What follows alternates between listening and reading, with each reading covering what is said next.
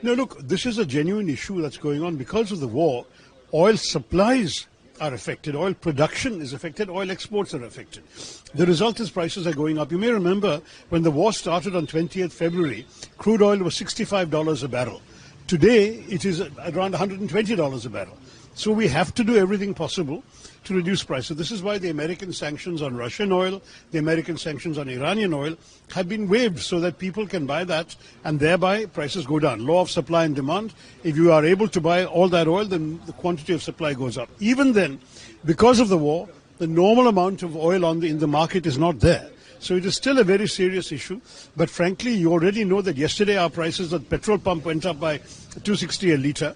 209 a litre. But I mean, it varies from state to state also. We are facing a crisis everywhere, not just India, the entire region and beyond. And when oil prices go up, the whole world is affected. Businesses are affected. Factories are affected. Everything is affected. So I think it's very important that we, as one of the world's largest consumers of oil, that we will be purchasing wherever we can. No, but 2 tankers will give you 1 day's supply, 1.5 days supply. You see, India is a big country. Our consumption is very, very high.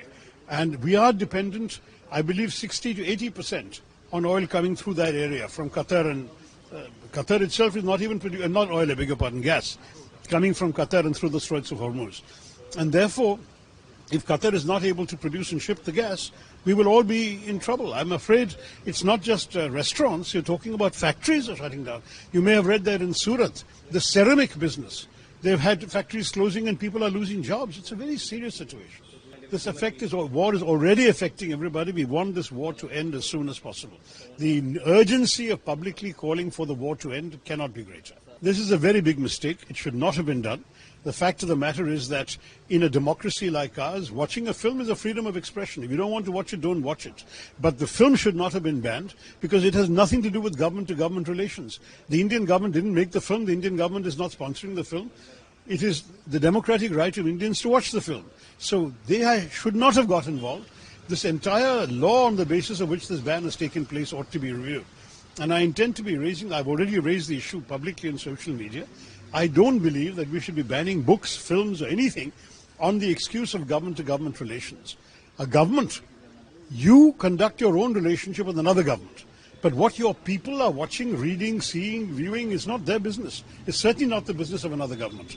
The irony is I believe this film is not even banned in Israel. I don't really think it's going to be very much. They have some advantages in 1 or 2 constituencies. But this is a state with 140 seats. 1 or 2 is not going to make a difference to the eventual outcome. And that really seems to me to be the extent of their possibilities. So my gut feeling on this one is it's a UDF-LDF straight fight. That's what we are in for. That's what we are campaigning for right now. And as far as I'm concerned, I don't think that we need to anticipate any serious impact of the BJP beyond 1 or 2 constituencies. We'll see. We are going to give everyone a good fight everywhere. Thank you.